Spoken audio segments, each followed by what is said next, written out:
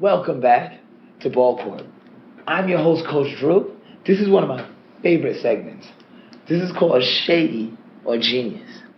Now, needless to say, if you've been staying with me this whole show, you've been actually following this runaway train that we call the Kawhi trade. I've spoke about the NBA is going to be taking a look into free agency tampering. And now it's like the deeper and deeper I go down the rabbit hole, the more and more I'm trying to find the Mad Hatter. And we are now at a full Mad Hatter search because something was brought to my attention.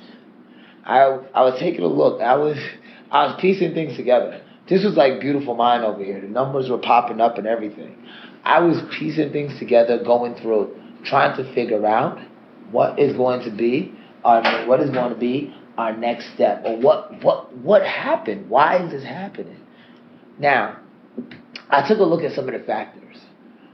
Let's take a look at that Kawhi Leonard deal. Let's take a look. Matter of fact, let's take a look at free agency on the whole. What were the big names that happened in free agency? You know, the new couples every week. Remember we spoke about that? First we had Anthony Davis and LeBron James. Then we had KD and Kyrie. And then we have Harden and Brody and Kawhi and Paul George. Now, when you stop and you think about this, all of these free agents, or a majority of these free agents, were all on the same team. When? Yes, let me tell you when. They were all on Team LeBron during the All-Star game. So I started trying to piece things together. Okay, so on Team LeBron, you have Anthony Davis and LeBron James. You have Harden, you have Kyrie, you have KD, and you have Kawhi. Now, the couple missing links in the puzzle is that Paul George and Russell Westbrook were not on Team LeBron. They were on Team Giannis. But let me tell you how I feel that this played out. Okay, remember, Kawhi originally wanted to be paired with Kevin Durant. Kevin Durant was already paired with Kyrie. This is a conversation that had to have taken place at that point in time. Because remember, the deal was signed almost immediately after the trade deadline. Now, also to add to that, on our first edition of Shady or Genius, that Kevin Durant, doctor, was in Jersey, was the New Jersey Nets doctor. So things were already in place at the time of the injury. And that time of the injury was weeks before the free agency started. Now, let's also go ahead and take a look at some other things that are in place. Because I feel this happened months before.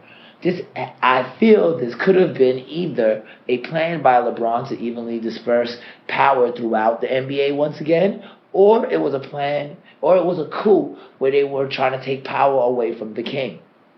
Either way, I do see that this was a planned event. Because when we take a look here, after Kyrie and KD pair up together, and after Anthony Davis and LeBron James pair up together, the thought process was, how else would the other pieces fall? All right? So we had Klay Thompson, also was on Team LeBron. At that time, approaching free agency, way everything worked out, he went back with the Golden State after that injury. Smart move on his part. He got a legacy there. He's already building it. He's doing a great thing. He wasn't trying to go in with all what was taking place. But then the pieces started to fall. KD and Kyrie link up. LeBron and Anthony Davis link up. Now, Kawhi's partner that he wanted to be with is no longer there. His dance partner is not there. So, of course, he went looking once again. You find Jimmy Butler. Okay, but Jimmy Butler is now dancing in Miami. You know, he likes that heat. He likes that salsa. You know, he's doing his thing. Partner to dancing. Don't mind me. Just enjoy it for the brief seconds. There it goes. All right. So then he says, okay, I'm going to go with KD. Now, KD has already made his plans. He did everything possible to make sure the living arrangement was perfect. He found a doctor. He found a girlfriend. He's moving to Brooklyn. So everything was already set. Now, the question is, why was Kyrie recruited for Brooklyn before he was wearing a Brooklyn jersey? These are the things that you think about. He signs to Rock Nation, hey, your boy. you know what I'm saying, he signs to them, and then he turns around and he eventually starts to recruit for Brooklyn. So the plan was that he was going to be in Brooklyn and not Boston. Now, everybody else, of course, Paul George was a residue of the plan, because if you can't get if you can't get Kevin Durant and Jimmy Butler, why don't you get a hybrid of both? His name is Paul George.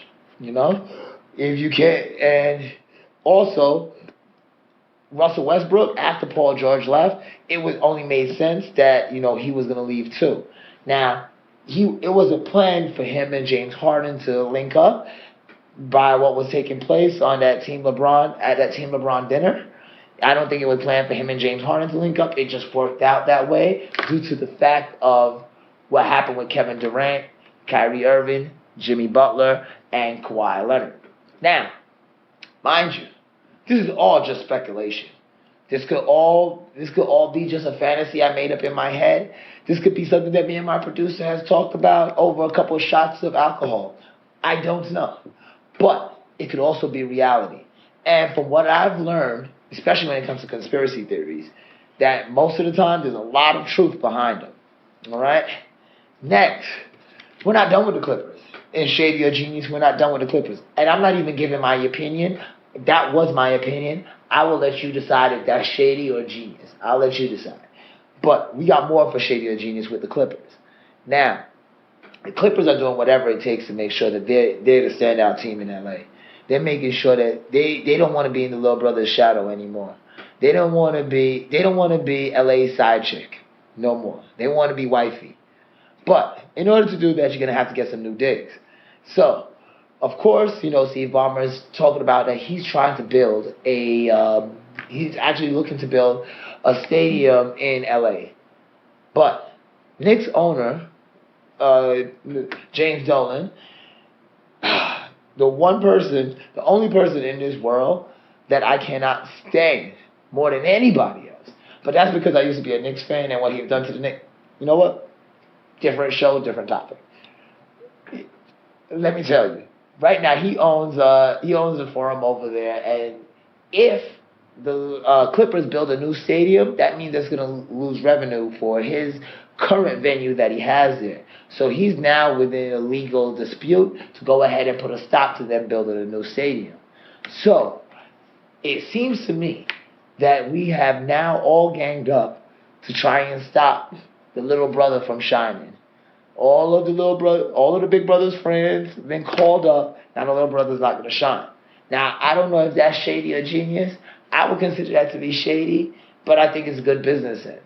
In a turn, you don't want a competing venue that's brand new and everything, because I know for a fact if I was going to be performing, like let's say I was Kanye West or Jay-Z, I'm not going to perform in a second-rate venue. I'm going to perform in a brand-new venue. So, of course, you know, as a business sense, he does not want that to happen.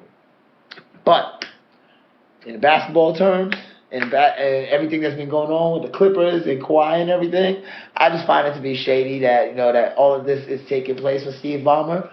There's a lot going on. And I do believe that with that investigation that's taking place by the NBA, there's going to be a lot more going on for him.